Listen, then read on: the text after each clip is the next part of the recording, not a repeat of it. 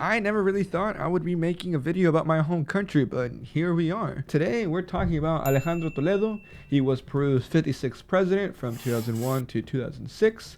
His political party is Peru Posible, and the one thing I do remember about him that my parents told me that just stuck with me is that he went to Stanford for school, for college. But we're not here to talk about where he went to school or what he majored in. No, we're here to talk about something a lot more serious, and that is corruption. So for those who don't know, in Latin America there was a huge scandal a few years ago with regarding this Brazilian construction company that I'm not even going to try to pronounce the name. I'm just going to butcher it.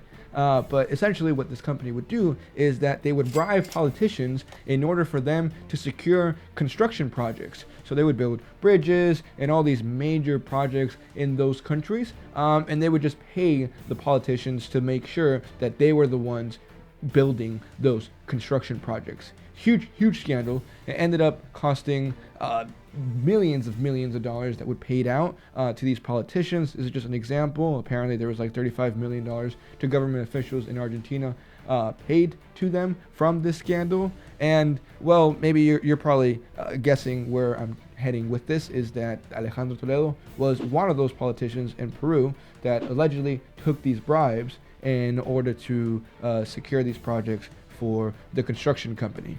And in 2017, when these allegations came up, the Peruvian police went into his house and raided his home.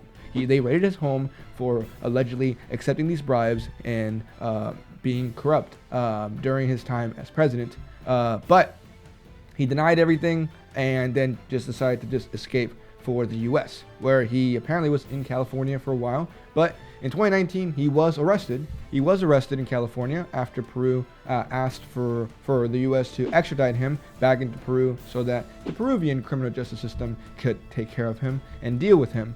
But his lawyer did a mighty fine job of just making this prolong as long as possible, because we're in 2023 and he has yet to be extradited to Peru.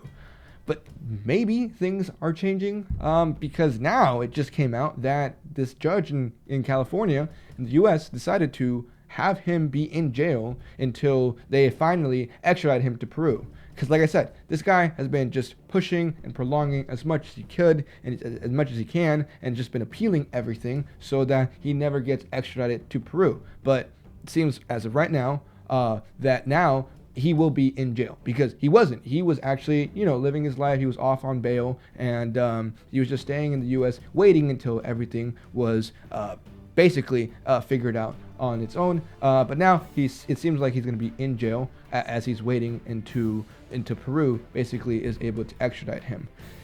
But is he really going to be in jail? Because I don't know if these things, when I was researching this, then this came up. Apparently, it seems like the court is actually giving him more time before he's actually fully extradited. So I couldn't really confirm if he is in jail or not, or if he's just back at home in California waiting until further notice. It seems like they gave him 14 days before they give any issue or conclusion to this, but I'm going to be very interested in this whole thing and how this whole thing just turns out. Now, just going off of my thoughts here is that as someone who's from Peru and has family in Peru, and my parents are Peruvian, my two takes on this is that this guy knows a lot of stuff. He probably has a lot of dirt on a lot of people. So in my head, I don't know what's better for all those corrupted politicians back at home. Is that would they prefer for him to just be out here and live the rest of his life happy and not have to deal with reporters in Peru asking him about who else is corrupt and stuff like that? Or would they actually rather bring him to Peru and find a way to fully actually silence him, whether that be through negotiating things and saying hey, you'll be under house arrest in Peru, but you'll have all these amenities and you won't have to worry about a single thing for the rest of your life. Just stay quiet. I don't know. All I know is that if he does end up in jail here in the U.S. for prolonged periods of time, I'm pretty sure he'll start talking, because there's no at least in Peru, he can find a way of negotiating with the corrupt politicians to get some amenities for just, being there and for his silence. But if he just stays out here in the U.S., he's not going to get any of that. You know, he's a nobody out here. He's just going to be in jail, and he's gonna use that as a tactic, a negotiation tactic, and leverage to hopefully have Peru extradite him if it turns out that he has to stay in jail here in the U.S. For long periods of time. But yeah, if he does that, I'm assuming he's gonna ask for his buddies back in Peru to accelerate the extradition so he can go back in Peru and probably live the rest of his life in this like house arrest with all these amenities. I don't know. Those are like my two takes. It's my opinion, but I thought this was interesting to just mention. Just be on the lookout, and I'll probably make an update if people are interested in this at all. But yeah, that's all I got. Bye.